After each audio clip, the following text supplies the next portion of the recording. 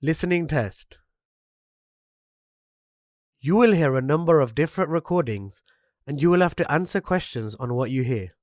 You will have time to read the instructions and questions and you will be given time to check your work. All the recordings will be played once only. The test is in 4 parts. Now turn to part 1. Two students meet on the university campus. They start a conversation together. First, look at questions 1 to 5. For each of the questions, 4 alternatives are given. Decide which of the alternatives, A, B, C or D, best fits what you hear on the tape and circle the appropriate letter.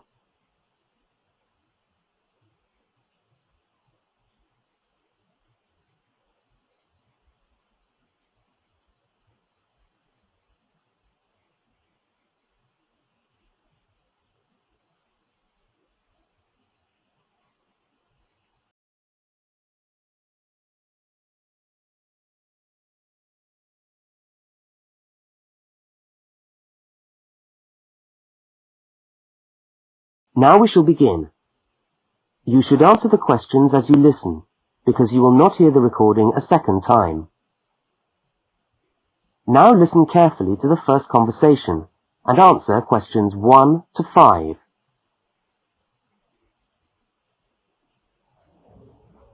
Excuse me, can you help me? I was looking for the main hall. No, maybe I can, actually. I'm looking for the main hall, too. I think it's in the administration building. Are you a new student? Yeah, I am. Yeah, I thought you looked as lost as me. I'm trying to find the admin building, too, so I can register for my course. But I don't seem to be having much luck. Well, look, according to this map of the campus here, you go straight up the steps, turn left, and the building's on the right. Okay, let's see if we can find it. Ah, this looks right. Yeah, it must be. Look, there are hundreds of other people here. Oh, there must be at least 50 people in the queue. We'll be here till gone 2 o'clock at this rate. Yeah, I'm starving. So am I. Actually, I was on my way to the canteen to get something for lunch. Why don't I go to the canteen and buy something, and you stay here and wait? Good idea. What would you like? Pizza, sandwich, hot dog, fried rice? They do everything. Oh, something easy.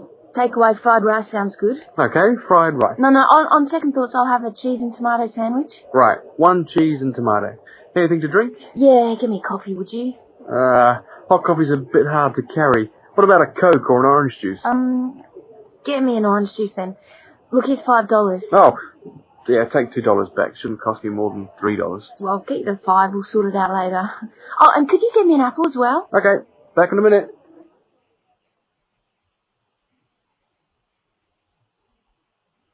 The woman speaks to the clerk about registering at university. Look at questions 6 to 10.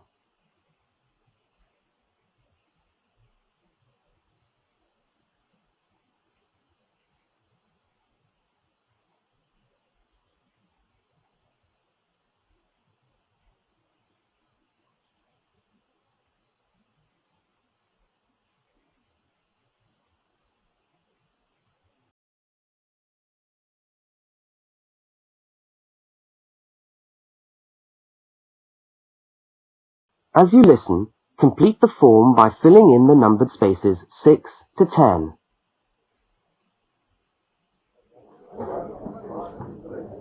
Oh, hello. I'm here to register for the first year law course. Oh, I'll just have to fill out this form for our records. What's your name? Julia Perkins? Can you spell that for me? Yeah, that's, Juliaperkins.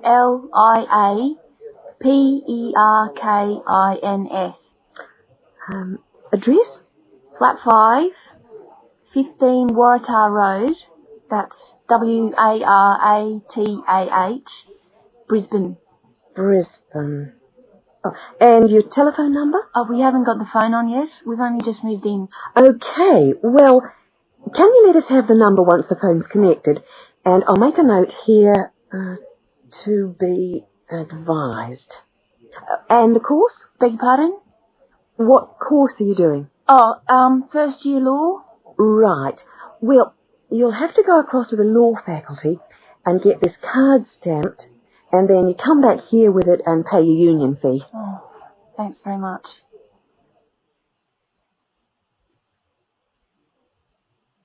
The man and the woman meet up again. Look at questions 11 and 12 and circle the correct answer.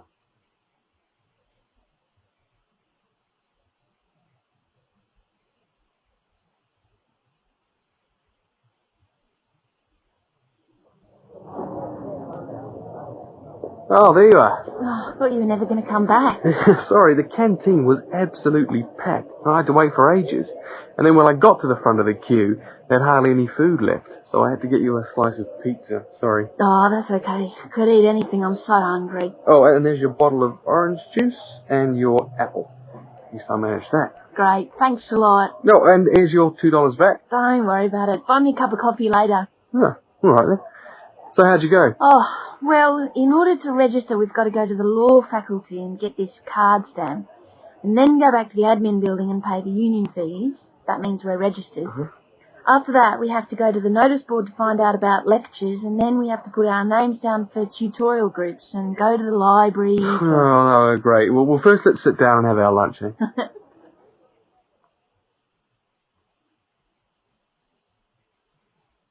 That is the end of section 1.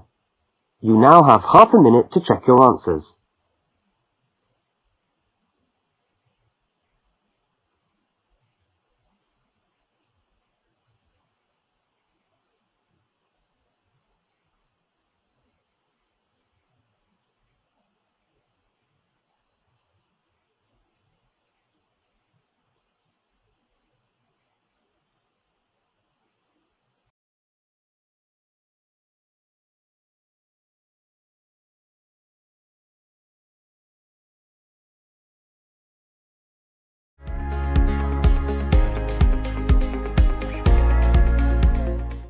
Part 2.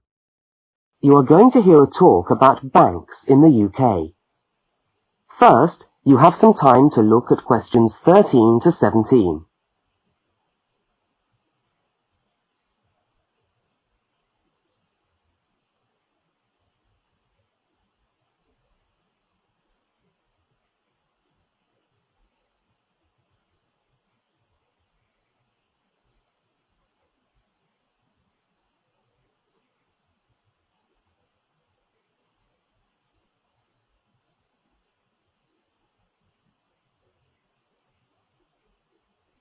Now listen to the talk and complete the notes by filling in the numbered spaces 13 to 17.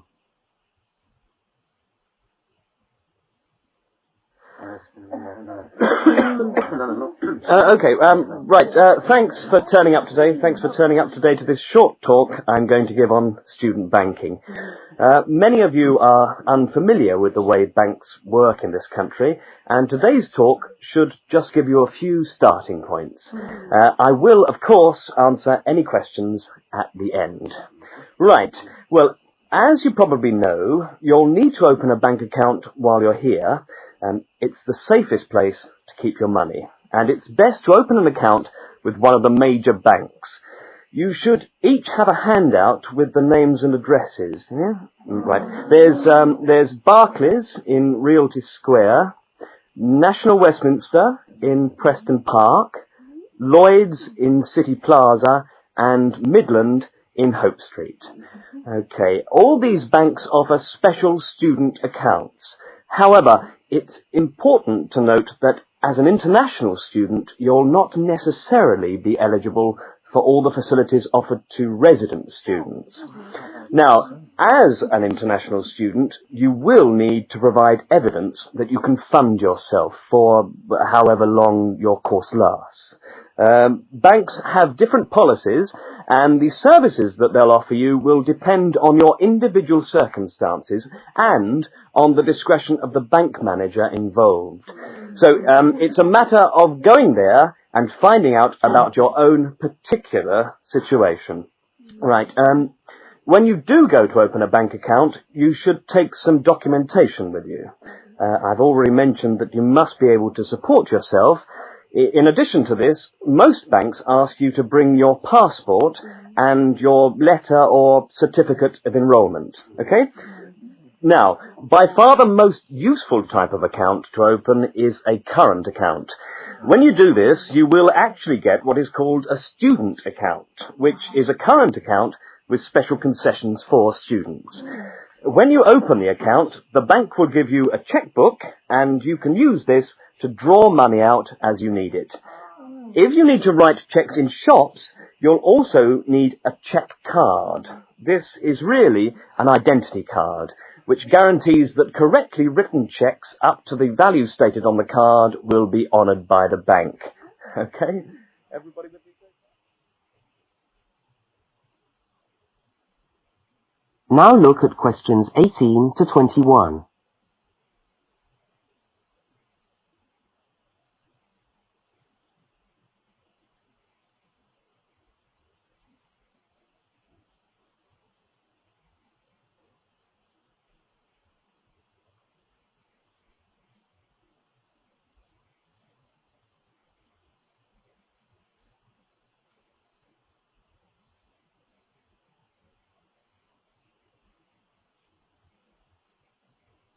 As you listen to the rest of the talk, complete the rest of the notes in the spaces numbered 18 to 21.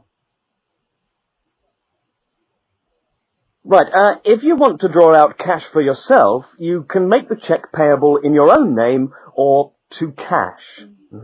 You can also withdraw cash from a cash point machine with a cash card. Now, these are extremely useful as they enable you to withdraw cash from your account during the day or at night. There is also another card called Switch or Delta, and you can use this to pay for things in shops. It takes the money right out of your account, so you don't need your checkbook. Now, you may want to take more money out of the bank than you have in it. This is called having an overdraft. Be very careful with this. You should not do this without permission from your bank. Overdrafts usually incur charges, though some banks offer interest-free overdrafts to some students. But find out before you get one, right? Well, that just leaves opening times. When can you go? Banks used to be open from 9:30 a.m. until 3:30 p.m. from Monday to Friday. But many main branches are now open until 4:30 or 5 p.m. on weekdays, and some of the bigger branches in London and other major cities are now open for a limited time on Saturdays. Okay, any questions? That is the end of section 2. You now have half a minute to check your answers.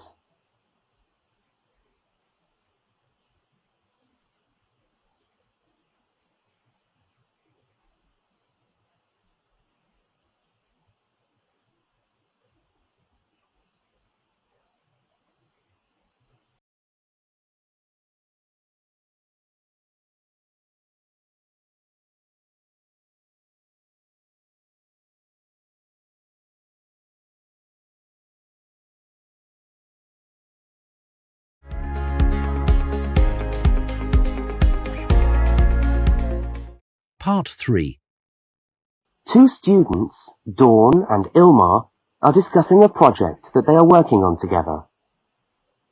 First, you have some time to look at questions 22 to 25.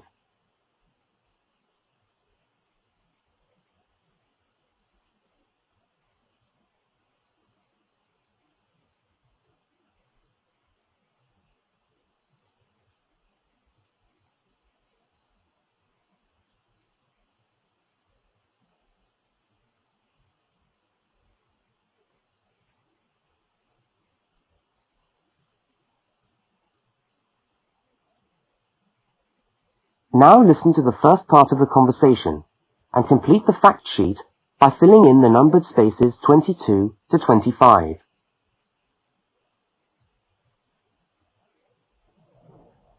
Hi, Dawn. Oh, hi, Omar. I'm glad I've bumped into you. I've just found a great idea for the presentation we've got to do for Dr. Banks next month. What, the one on everyday objects? Yes. Look at this article. It's really interesting. The aluminium Coke can? You know, Coca-Cola cans, soft drink cans. Look, let's sit down here. Have you got a minute? Sure. I'll just get my bag. Okay. So, you think we can get a presentation out of this article? I'm sure we can. First of all, we can provide some interesting facts about the aluminium cans that we drink out of every day. Like? Well, here it says that in the US they produce 300 million aluminium drink cans each day. Wow! 300 million? Exactly. That's an enormous number. It says here, outstrips the production of nails or paper clips. And they say that the manufacturers of these cans exercise as much attention and precision in producing them as aircraft manufacturers do when they make the wing of an aircraft. Really? Let's have a look. They're trying to produce the perfect can, as thin but as strong as possible. This bit's interesting. Today's can weighs about 0.48 ounces. Thinner than 2 pieces of paper. From this magazine, say. Yeah, and yet it can take a lot of weight. More than 90 pounds of pressure per square inch. 3 times the pressure of a car tyre. Okay, I agree. It's a good topic.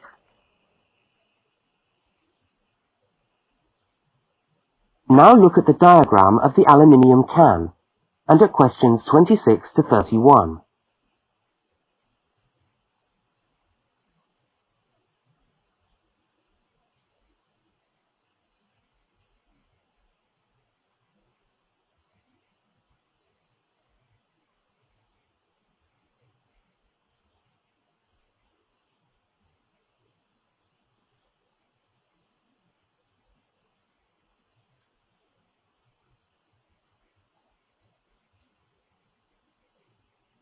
As the conversation continues, label the can by completing the notes in the numbered spaces 26 to 31. What I thought was that we could do a large picture of a Coke can and label it, and then talk about the different parts. Look, I've done a rough picture here. Okay, so where shall we start? Well, the lid is complicated. Let's start with the body first. I'll do a line from the center of the can, like this, and label it body. What does it say? It's made of aluminium, of course, and it's thicker at the bottom. Right, so that it can take all that pressure.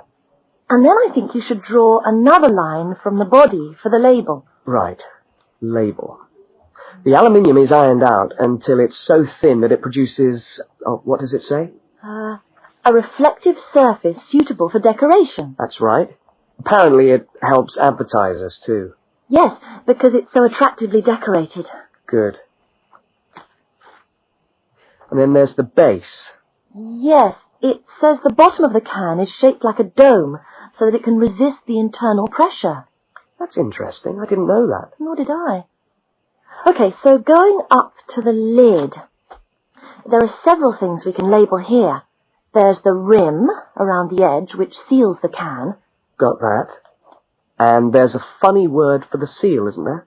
Yes, it's a flange. What does it say about it? Well, the can's filled with Coke or whatever, and after that the top of the can is trimmed and then bent over to secure the lid. That's right. It looks like a seam. We could even do a blow-up of it, like this. F-L-A-N-G-E. Yes, that would be clearer. I think we should label the lid itself and say that it constitutes 25% of the total weight. 25%? So it's stronger than the body of the can. So to save money, manufacturers make it smaller than the rest of the can. Didn't know that either. So, how do we open a can of Coke? First of all, there's the tab, which we pull up to open the can, and that's held in place by a rivet. I think that's too small for us to include. I agree, but we can talk about it in the presentation. We can show the opening, though. That's the bit of the can that drops down into the drink when we pull the tab. Yeah, hopefully. Sometimes the tab just breaks off. I know. Anyway, the opening is scored so that it pushes in easily but doesn't detach itself. Okay. We can show that by drawing a shadow of it inside the can. Like this. I'll label it Scored Opening. Great. Well, I think we've got the basis of a really interesting presentation. Let's go and photocopy the article. Fine. I'll take it home and study it some more. That is the end of section 3. You now have half a minute to check your answers.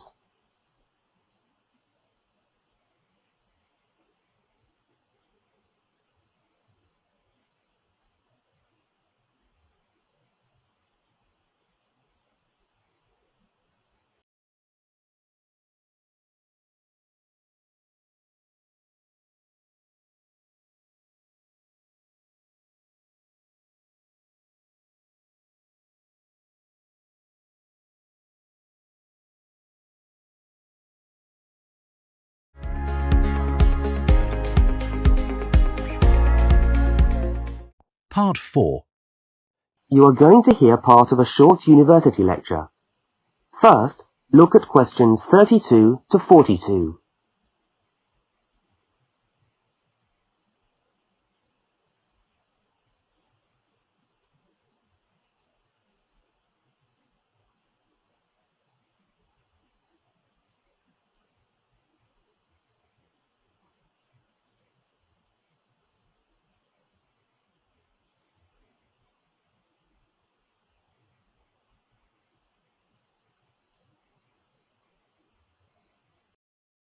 Now listen and complete the lecture notes in the spaces numbered 32 to 42.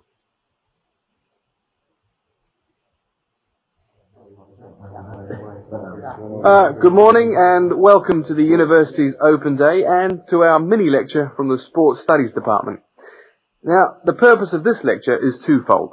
One, we want you to experience a university lecture to give you a taste of what listening to a university lecture is like. And two, we want you to find out something about the Sports Studies program at this university. So feel free to ask any questions during the talk and I'll do my best to answer them. Right, so what does a course in sports studies involve? Well, you wouldn't be blamed for not knowing the answer to this question because sports studies as a discipline is still comparatively new. But it's a growing area and one which is now firmly established at our university. Now, there are 3 distinct strands to sports studies, and you'd need to choose fairly early on just which direction you wanted to follow. And I'll just run over these now. Firstly, we've got the sports psychology strand. Secondly, we've got the sports management strand. And last but not least, there's the sports physiology strand. So just to recap, there's sports psychology, sports management, and sports physiology. Let's look first at psychology. Now, the people who study sports psych want to work with top athletes, and they're looking at what will take those athletes that 1% extra. What makes them win? When all other things are equal, physically all other things are equal, they want to know what are the mental factors involved. The sports psychologist works closely with the athlete through his or her training program and becomes an integral part of the team. In fact, you could say that they play just as important a role as the coach. So if you're interested in what makes people win, this could be the area for you. Now, secondly, we've got the strand which I refer to as sports management. And this goes hand in hand with the area of sports marketing. So you might like to think of this area as having 2 branches, management and marketing. On the management side, we look at issues relating to the running of sports clubs, management of athletes, that sort of thing. But then on the other side, we've got sports marketing. And this is the side that interests me more, because here we will look at the market forces behind sport. Questions like, why do people spend their money on a football match or a tennis game rather than, say, on buying a CD or going to the cinema? What are those market forces? Sport used to just compete with sport. Nowadays, it competes with other leisure activities. The spectators go to sport to be entertained rather than out of loyalty to a team. They want to have an evening out, and they don't want the cheap seats anymore. They want good seats. They want entertainment. And the professional sportsmen and women respond to this without question. They are there to give a performance. They provide the entertainment. So in the marketing course, we address all these commercial issues, and we look at how this hooks back into the management of sport. Now, the third branch of sports studies sometimes comes under another name and is also known as exercise science. And again here, we find that there are two distinct types of exercise science. The first is working very much at the macro level, what I call the huffing and puffing people. So this looks at fitness testing, body measurements, all that sort of thing. But the more interesting side of sports physiology, at least in my view, is the side that looks at the micro level, looking at cellular change. They're doing cellular research, looking at changes in body cells when the body is under stress. So that just about brings us to the end of our mini lecture for today. I hope you found it interesting. I look forward to seeing you all on our course next year. But feel free to come and talk to me if you want any more information. I'll be over at that notice board near the main entrance. Thank you very much. That is the end of part 4. You now have half a minute to check your answers.